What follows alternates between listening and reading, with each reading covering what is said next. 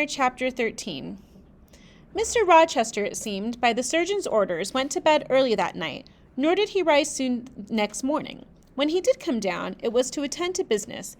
His agent and some of the tenants were arrived and waiting to speak with him.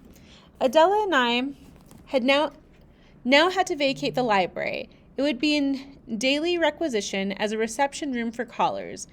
A fire was lit in an apartment upstairs, and there I carried our books and arranged it for the future schoolroom. I discerned in the course of the morning that Thornfield Hall was a changed place. No longer silent as a church, it echoed every hour or two a knock at the door or a clang of the bell. Steps, too, often traversed the hall, and new voices spoke in different keys below. A rill from the outer world was flowing through it. It had a master.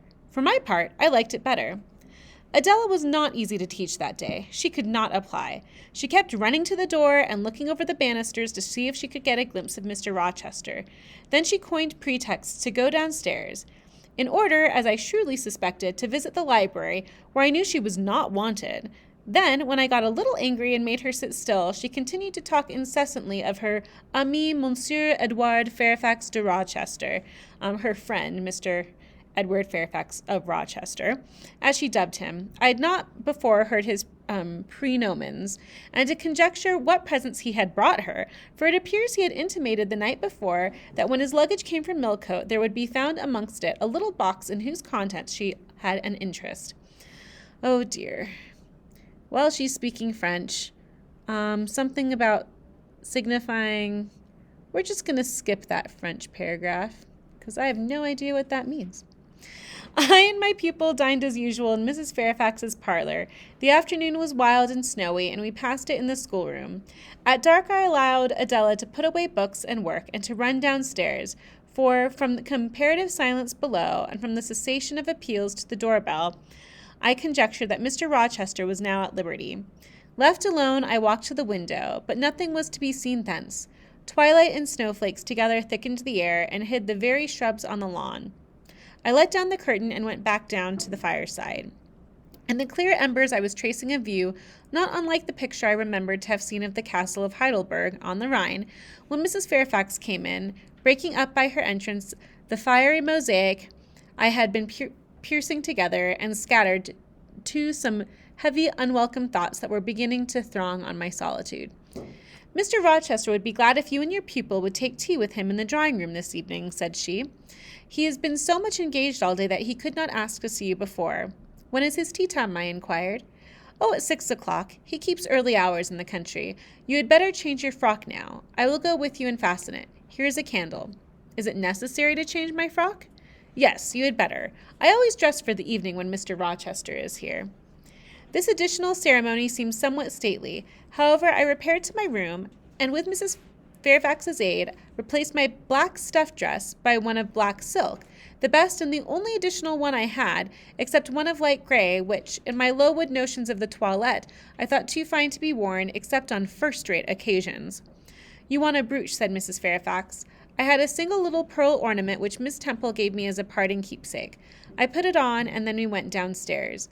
Unused as I was to strangers, it was rather a trial to appear thus formally summoned in Mr. Rochester's presence. I let Mrs. Fairfax precede me into the dining-room, and kept in her shade as we crossed the apartment, and passing the arch whose curtains was now dropped, entered the elegant recess below. Can you guys believe Jane only has 3 dresses total? And 1 pin for jewelry? That's it. 3 dresses. I know. 2 wax candles stood lighted on the table, and 2 on the mantelpiece. Basking in the light and heat of a superb fire lay Pilot. Adela knelt near him. Half reclined on a couch appeared Mr. Rochester, his foot supported by the cushion. He was looking at Adela and the dog. The fire shone full on his face. I knew my traveler with his broad and jetty eyebrows, his square forehead, made square by the horizontal sweep of his black hair. I recognized his decisive nose, more remarkable for character than beauty, his full nostrils, denoting, I thought, choler, which is anger or passion, his grim mouth, chin, and jaw. Yes, all 3 were very grim, and no mistake. His shape, now divested of cloak, I perceived harmonized in squareness with his physiognomy. I suppose it was a good figure in the athletic sense of the term, broad-chested and thin-flanked, though neither tall nor graceful. So in this time period, people were judged with physiognomy, which meant if you look like an animal or you judge someone's face, that says more about your personality than your actual qualities. It has a racist background as well, but it's something that you'll see in literature even now. This is why good guys tend to be white, have blonde hair and blue eyes, and bad guys tend to be darker or stereotypically represented by minorities. I'm not saying it's right, it's racist, but that's what you'll see in like Hollywood, especially from before 1990. So, okay. Mr. Rochester must have been aware of the entrance of Mrs. Fairfax and myself, but it appeared he was not in the mood to notice us, for he never lifted his head as we approached. "Here is Miss Eyre, sir," said Mrs. Fairfax in her quiet way. He bowed, still not taking his eyes from the group of the dog and child. "Let Miss Eyre be seated," said he. There was something in the forced stiff bow, in the impatient yet formal tone, which seemed to further express, "What the deuce is it to me whether Miss Eyre be there or not? At this moment I am not disposed to accost her." So he doesn't say that, but his tone of voice implies it. I sat down quite disembarrassed. A reception of finished politeness would probably have confused me. I could not have returned or repaid it by answering grace and elegance on my part, but a harsh caprice laid me under no obligation. On the contrary, a decent quiescence, under the freak of manner, gave me the advantage. Besides, the eccentricity of the proceeding was piquant. I felt interested to see how he would go on. He went on as a statue would, that is, he neither spoke nor moved. Mrs. Fairfax seemed to think it necessary that someone should be amiable, and she began to talk. Kindly as usual, and as usual rather trite. She condoled with him on the pressure of business he had had all day, on the annoyance it must have been to him with that painful sprain. Then she commended his patience and perseverance in going through with it. "Madame, I should like some tea," was the sole rejoinder she got. She hastened to ring the bell, and when the tray came, she proceeded to arrange the cups, spoons, etc., with assiduous celerity. I and Adela went to the table, but the master did not leave his couch. "Will you hand Mr. Rochester's cup?" said Mrs. Fairfax to me. "Adela might perhaps spill it." I did as requested. As he took the cup from my hand, Adela, thinking the moment propitious for making a request in my favor, cried out, "Ne sais pas, monsieur," I don't know what he's asking, but something about, or what she's asking, something about Jane. Maybe did he get something for her? "Who talks of cadeaux?" he said gruffly. "Did you expect a present, Miss Eyre? Are you fond of presents?" And he searched my face with eyes that I saw were dark, irate, and piercing. "I hardly know, sir. I have little experience of them. They are generally thought pleasant things." "Generally thought. But what do you think?" "I should be obliged to take time, sir, before I could give you an answer worthy of your acceptance. A present has many faces to it, has it not? And one should consider all before pronouncing an opinion as to its nature." "Miss Eyre, you are not so unsophisticated as Adela. She demands a cadeau clamorously the moment she sees me. You beat about the bush." "Because I have less confidence in my deserts than Adela has. She can prefer the claim of an old acquaintance, and the right, too, of custom, for she says you have always been in the habit of giving her playthings. But if I had to make out a case I should be puzzled, since I am a stranger, and have done nothing to entitle me to an acknowledgment." "Oh, don't fall back on over-modesty. I have examined Adele, and find you to have taken great pains with her. She is not bright, she has no talents, yet in a short time she has made much improvement, so he also doesn't see great things in her, which is kind of sad to say right in front of the poor girl. "Sir, you have now given me my cadeau. I am obliged to you. It is the meed teachers most covet, praise of their pupils' progress." "Humph," said Mr. Rochester, and he took his tea in silence. "Come to the fire," said the master, when the tray was taken away, and Mrs. Fairfax had settled into a corner with her knitting, while Adele was leading me by the hand round the room, showing me the beautiful books and ornaments on the consoles and the chiffoniers. We obeyed, as in duty bound. Adele wanted to take a seat on my knee, but she was ordered to amuse herself with Pilot. "You have been resident in my house 3 months?" "Yes, sir." "And you came from—" "From Lowood School, in Lancashire." "Ah, a charitable concern. How long were you there?" 8 years. 8 years? You must be tenacious of life. I thought half the time in such a place would have done up any constitution. No wonder you have rather the look of another world.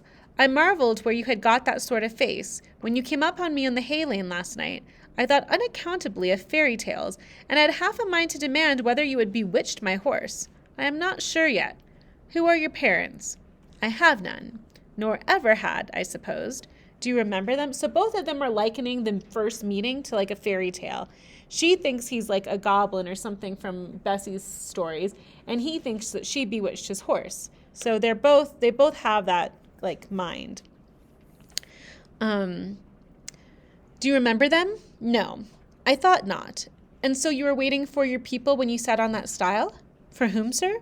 For the men in green. It was a proper moonlight evening for them. Did I break through one of your rings that you spread that damned dice on the causeway? I shook my head. The men in green all forsook England 100 years ago, said I, speaking as seriously as he had done. And not even in Hay Lane or the fields about it could you find a trace of them. I don't think either summer or harvest or winter moon will ever shine on their revels more. Mrs. Fairfax had dropped her knitting, and with raised eyebrows, seemed wondering what sort of talk this was. Well, resumed Mr. Rochester, if you disown parents, you must have some sort of kinsfolk. Uncles and aunts? No, none that I ever saw. And your home? I have none. Where do your brothers and sisters live? I have no brothers or sisters. Who recommended you to come here? I advertised, and Mrs. Fairfax answered my advertisement. So she does have aunts and uncles. She's kind of lying. Although she doesn't really consider Miss Reed her aunt, I suppose. Yes, said the good lady, who now knew what ground we were upon, and I am daily thankful for the choice Providence led me to make. Miss Eyre has been an invaluable companion to me, and a kind and careful teacher to Adela. Don't trouble yourself to give her a character, returned Mr. Rochester. Eulogiums will not bias me. I shall judge for myself. She began by felling my horse. Sir, said Mrs. Fairfax, I have to thank her for this sprain. The widow looked bewildered. Miss Eyre, have you ever lived in a town? No, sir. Have you seen much society? None but the pupils and teachers of Lowood, and now the inmates of Thornfield. Have you read much? Only such books as came in my way, and they have not been numerous or very learned. You have lived a life of a nun. No doubt you are well drilled in religious forms. Brocklehurst, who I understand directs Lowood, is a parson, is he not? Yes, sir. And you girls probably worshipped him as a convent full of religieuses who would worship their director. Oh, no. You are very cool. No? What? A novice not worship her priest? That sounds blasphemous. I disliked Mr. Brocklehurst, and I was not alone in the feeling. He is a harsh man, at once pompous and meddling. He cut off our hair, and for economy's sake, bought us bad needles and thread, which we could hardly sew. That was very false economy, remarked Mrs. Fairfax, who now again caught the drift of the dialogue. And was that the head and front of his offending? Demanded Mr. Rochester. He starved us when he had the sole superintendence of the provision department, before the committee was appointed, and he bored us with long lectures once a week, and with evening readings from books of his own inditing about sudden deaths and judgments, which made us afraid to go to bed. At what age were you when you went to Lowood? About 10. And you stayed there 8 years. You are now, then, 18? I assented. Arithmetic, you see, is useful. Without its aid, I should hardly have been able to guess your age. It is a very difficult point to fix, where the features and countenance are at so much variance, as in your case. And now, what did you learn at Lowood? Can you play? A little. Of course, that is the established answer. Go to the library, if you please. Excuse my tone of command. I'm used to say, do this, and it is done. I cannot alter my customary habits for one new inmate. Go, then, into the library, take a candle with you, leave the door open, sit down to the piano, and play a tune. I departed, obeying his directions. Enough, he called out in a few minutes. You play a little, I see. Like any other English schoolgirl, perhaps rather better than some, but not well. I closed the piano and returned. They are not mincing words. It's kind of astonishing. I'm just saying how it is. Adela showed me some sketches this morning, which she said were yours. I don't know whether they were entirely of your doing. Probably a master aided you? No, indeed, I interjected. Ah, that pricks pride. Well, fetch me your portfolio if you can vouch for its contents being original, but don't pass your word unless you are certain. I can recognize patchwork. Then I will say nothing. You shall judge for yourself, sir. I brought the portfolio from the library. Approach the table, said he, and I wheeled it to his couch. Adele and Miss Fairfax drew near to see the pictures. No crowding, said Mr. Rochester. Take the drawings from my hand as I finish them, but don't push your faces up to mine. He deliberately scrutinized each sketch and painting. 3 he laid aside. The others, when he had examined them, he swept from him. Take them off to the other table, Mrs. Fairfax, said he, and look at them with Adele. You, glancing at me, resume your seat and answer my questions. I perceive those pictures were done by one hand. That hand was yours. Yes. And when did you find time to do them? They have taken much time and some thought. I did them in the last 2 vacations I spent at Lowood, when I had no other occupation. Where did you get your copies? Out of my head. That head I see now on your shoulders? Yes, sir. Has it other furniture of the same kind within? I should hope so. I should hope better. He spread the pictures before him and again surveyed them alternately. While he was so occupied, I will tell you, reader, what they are. And first I must premise that they are nothing wonderful. The subjects had, indeed, risen vividly on my mind, and as I saw them with a spiritual eye, before I attempted to embody them, they were striking. But my hand would not second my fancy, and in each case it had wrought out but a pale portrait of the thing I had conceived.